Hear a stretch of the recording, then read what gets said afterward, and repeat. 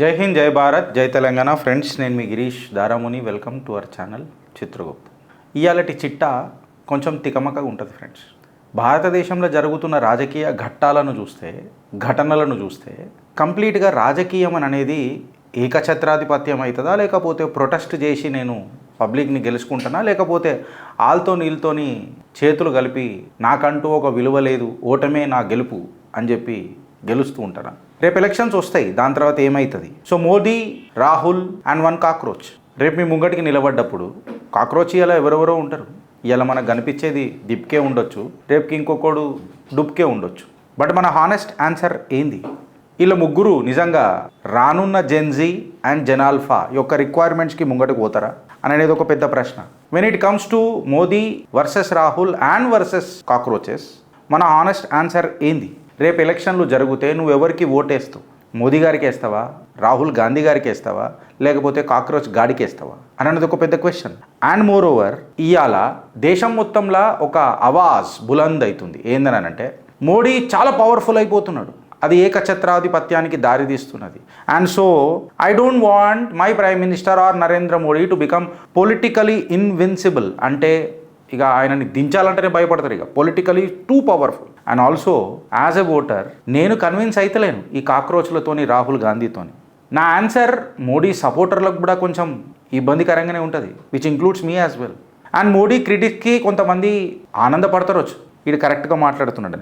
But మీకు bigger question ఏంది అని అంటే, మోడీని అపోజ్ చేసుడు అని మోడీ యొక్క సామర్థ్యతను అపోజ్ చేసుడా? కాదు కదా, అబ్సల్యూట్గా. అంటే బీజేపీని సపోర్ట్ చేసుడు అని నరేంద్ర మోడీయే బీజేపీ ఫేసు ఎల్లప్పుడూ ఉండాలనా? అది కూడా కాదుగా అనేదే ప్రశ్న, అనేదే చిట్టా.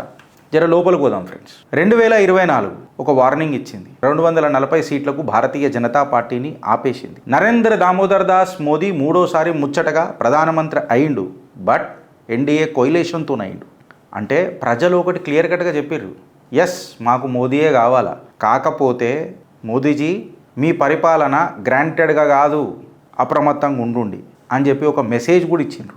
డెమోక్రసీ అనేది నిజంగా చెప్పాలని అంటే అన్హెల్తీ అని అంటాం కదా, అంటే హెల్త్ ఖరాబ్ అవుతుంది డెమోక్రసీది. ఎప్పుడు తెలుసా? ఎప్పుడైతే సపోర్టర్స్ ఉంటారు చూడు, మన సమర్థత, మన సపోర్ట్ ఇచ్చేటోళ్ళు వాళ్ళు క్వశ్చనింగ్ చేసుడు బంద్ చేస్తారు చూడు, అప్పుడు డెమోక్రసీ నిజంగా చెప్పాలంటే దాని హెల్త్ ఖరాబ్ అవుతుంది. నా దృష్టిలో డెమోక్రసీ అనే ముచ్చట ఎట్లుంటుంది అంటే, I will still support Modi, నేను ఇంకా మోదీనే సపోర్ట్ చేస్తా, బట్ నేను బీజేపీని కూడా క్వశ్చన్ చేస్తా.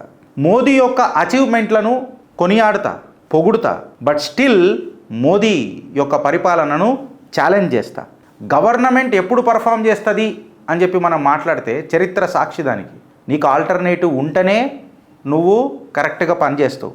ఎందుకనంటే ఒక స్ట్రాంగర్ గవర్నమెంట్ గట్టిగా ఉండాలనంటే దానికి అకౌంటబిలిటీ అడిగేటోడు కూడా గట్టిగా ఉండాలి కదా, అడిగేటోడు గట్టిగా ఉండాలి అని అనగానే ఇవాళ ఈ జూలై మధ్యలో కాక్రోచులు బాగా దేశంలో తిరుగుడు మొదలెట్టినాయి. ఇంట్రెస్టింగ్ స్టోరీ ఉండే, ఒక సటారికల్ మూమెంట్ తీసుకొని వచ్చి సంథింగ్ బిగ్గర్ ప్లాన్ చేసిండ్రు.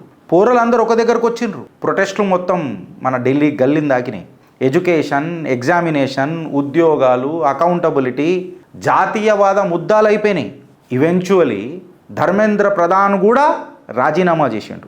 కాక్రోచులు సెలబ్రేషన్లు చేసుకున్నారు, చీజ్లు కొట్టుకున్నారు. ఆకలితోని మంట పెట్టుకున్నాడు కిందికేని, ఆడ ఇటుకు వెళ్ళిపోయాడు ఇప్పుడు. కాకపోతే వీళ్ళు చీర్స్ అని చెప్పి కొట్టుకున్నారు.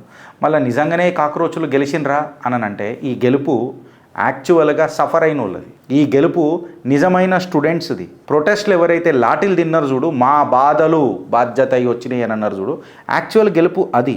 ఎస్ గిరీష్, మళ్ళీ నువ్వు కాక్రోచ్ గాడికి నువ్వు క్రెడిట్ అసలు అయ్యావా అని అంటే ఆయనకు కూడా ఇస్తా. ఆడొక ప్లాట్ఫామ్ ప్రొవైడ్ చేసిండు వీళ్ళందరికీ. వాళ్ళ యొక్క ఫ్రస్ట్రేషన్ని, వాళ్ళ యొక్క కోపానికి డైరెక్షన్ ఇచ్చిండు, వాళ్ళందరికీ ఒక దారి చూపించిండు, ఆడో ప్లాట్ఫామ్ క్రియేట్ చేసిండు. అయితే వీడు ఫెసిలిటేటర్ అవుతాడు. ఈ ఫెసిలిటేటర్ అనేటోడు నెక్స్ట్ ఫ్యూచర్ లీడర్ ఎట్లా కనిపిస్తాడు, నాకు నేషనల్ హీరో ఎట్లా అవుతాడు?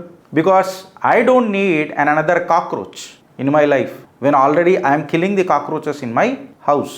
నా ఇంట్లో నేను కాక్రోచులను చంపుతున్నప్పుడు బయటకైనా ఒక పెద్ద కాక్రోచ్ వచ్చి నిలబడతా పరకాయ ప్రవేశం చేసి అని అంటే వాడు నాకు హీరో ఎట్లయితాడు? వాడు బ్రోకర్ యాక్చువల్గా. ఈ నడుస్తున్న కోపాన్ని, ద్వేషాన్ని ట్యాగ్ చేసుకొని నడుపుతున్నాడు కాబట్టి వాడు ఒక బ్రోకర్ అయ్యాడు.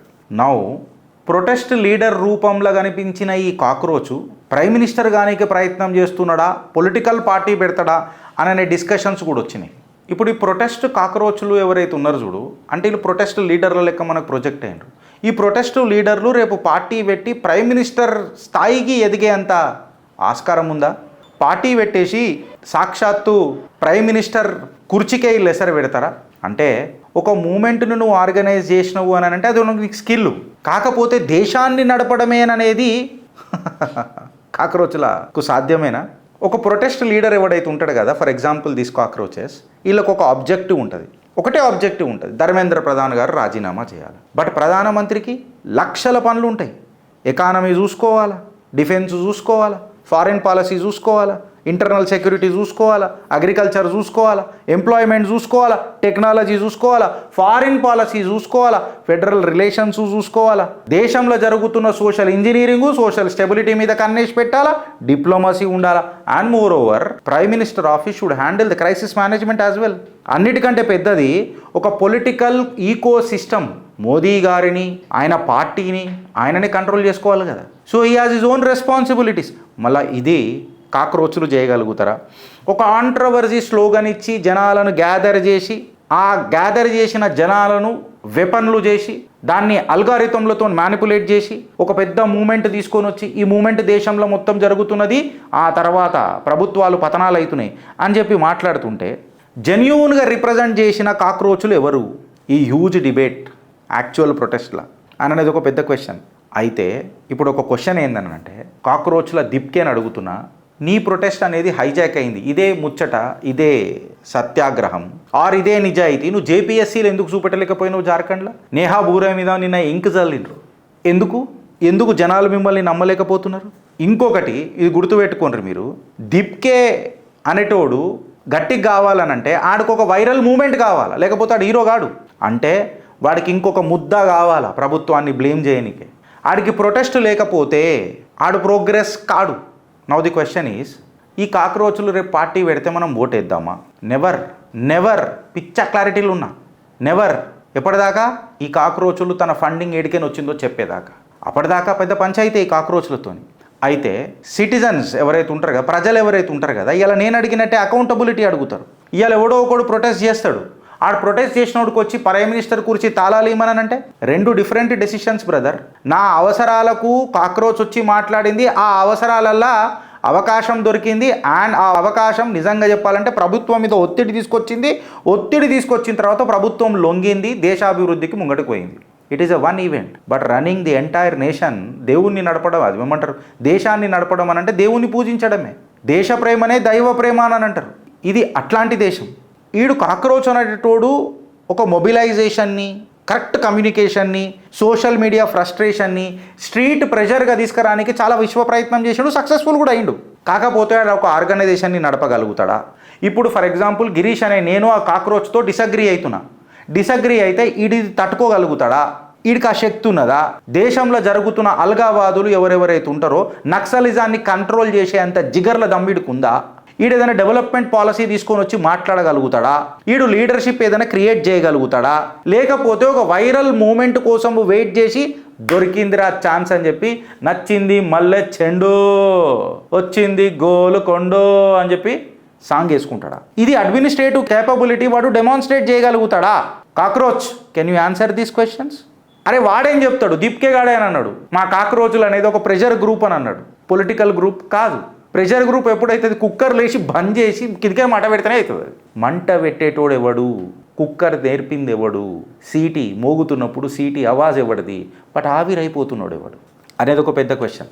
నౌ గిరీష్ మళ్ళా కాక్రోచ్లు లేదనన్ను, ఇట్లాంటి కాక్రోచ్లు ఇంతకుముందు కూడా వచ్చిండు సీపుర్ రూపంలో కోడు, గొంగురు సీట్ అని అంటాం మనం. దాని తర్వాత ఇంకొకడు కాక్రోచ్ అని వచ్చిండు. మళ్ళా మనకు వేరే ఆల్టర్నేటివ్ లేదు కదా గిరీష్, కంప్లీట్గా మోదీ గారికే ఓటేద్దామా అంటే వేసినాం 3 సార్లు. ఇదే కంటిన్యూ అవుతుంది అనుకో, అంటే ఇప్పుడు 12, ఈ టర్మ్ అయిపోయిందంటే 15 సంవత్సరాలు. ఈ ప్రొలాంగ్ సిచ్యువేషన్ ఏం చేస్తుంది అని అంటే అదే ప్రాబ్లం అవుతుంది.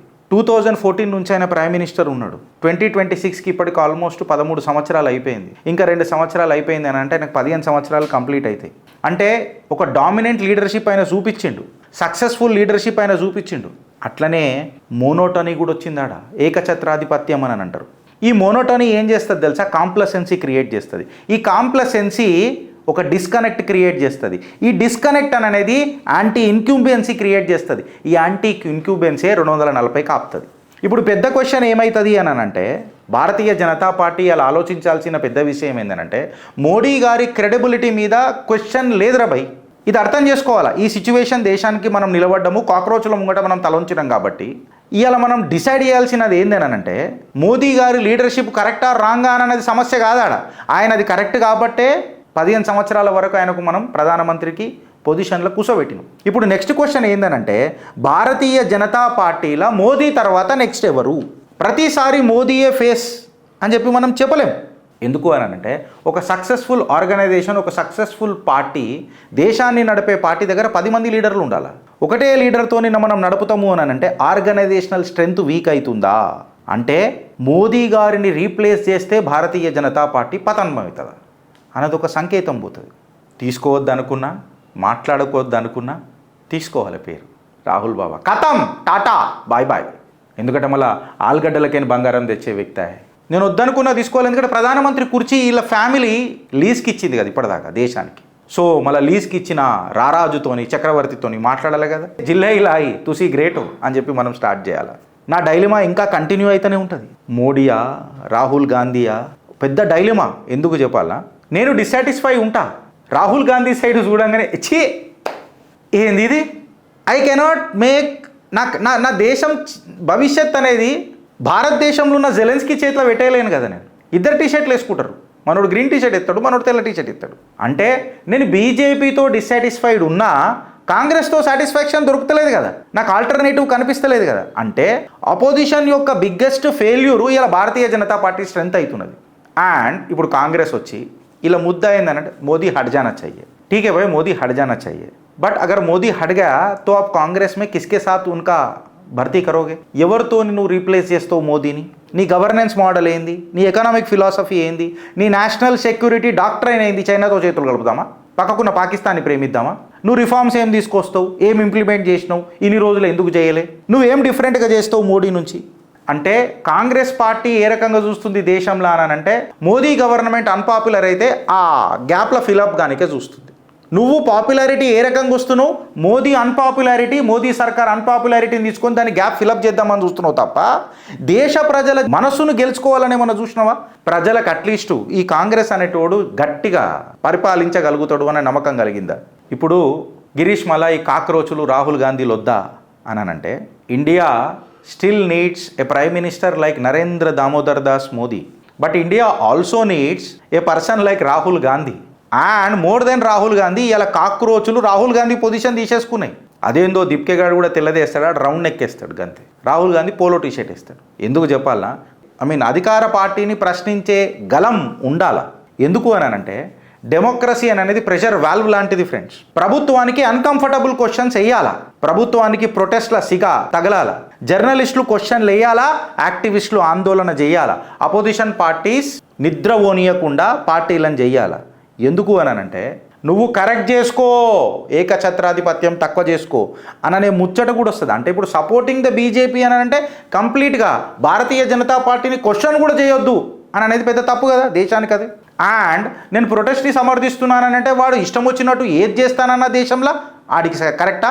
ఆందోళన రూపంలో నేను మొత్తం అరాచకం చేస్తానంటే కూడా కరెక్టా? సో ఇలా క్వశ్చన్ ఏంటంటే, మోడీయా, రాహులా, కాక్రోచా? దీప్కే కాక్రోచ్ ఎవడైతున్నాడో వాడు నాకు హక్కున్నది, నన్ను వినాలే నువ్వు అని చెప్తున్నాడు. ఇవాళ రాహుల్ గాంధీ కూడా ఇన్ని సంవత్సరాలు మనందరికీ ఒకటి నేర్పించిండు, నాకు హక్కున్నది, నువ్వు నన్ను భరించాలి బికాస్ నేను గాంధీని అంటున్నాడు. ఇప్పుడు నా అసెస్మెంట్ ఏందనంటే, వీళ్ళిద్దరిట్లా ఎవరికి క్వాలిఫికేషన్ ఉంది దేశాన్ని నడిపేది? మీ కామెంట్ రూపంలో చెప్పండి. అండ్ నరేంద్ర మోడీ దగ్గరికి వస్తే enormous amount of political experience, అలా డౌటే లేదు. 12 సంవత్సరాలు రాను 15 సంవత్సరాలు అవుతుంది. బట్ ఒక question ఏందనంటే, Bharatiya Janata party strong ఎందుకు ఉన్నది అని అంటే మోడీ స్ట్రాంగ్ ఉన్నందుక, లేకపోతే భారతీయ జనతా పార్టీకి కేవలం మోడీ స్ట్రాంగ్ ఉంటే సరిపోతుందా? నేను బీజేపీ వీక్ కావాలని అంటలేను. BJP take it for granted, complacent కావద్దు అని అనేది నా క్వశ్చన్. నాకు అపోజిషన్ కూడా వీక్ ఉండొద్దు, ప్రశ్నించే గొంతులు కావాలా, పరిష్కారం చూపించే పార్టీలు కూడా కావాలా. ఎట్లుండాలా ఇవాళ ప్రతిపక్షాలని అంటే రూలింగ్ గవర్నమెంట్కి వెన్నుల వణుకు పుట్టియాల.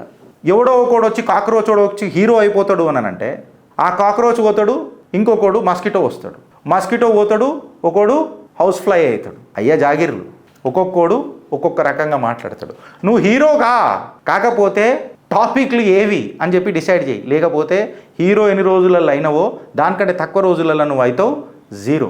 భారత్కి కావాల్సింది ఈ హీరోయిక్ క్యారెక్టర్లు కాదు, stronger institutions, different alternatives, stronger alternatives.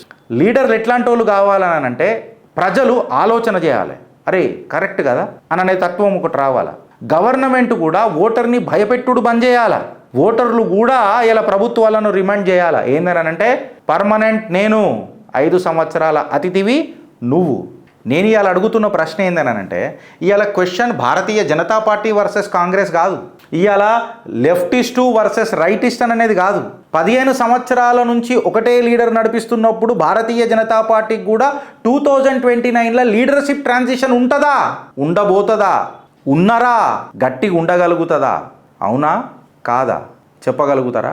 ఆలోచిద్దామా లేక అనుభవిద్దామా? భారత్ మాతాకి జై.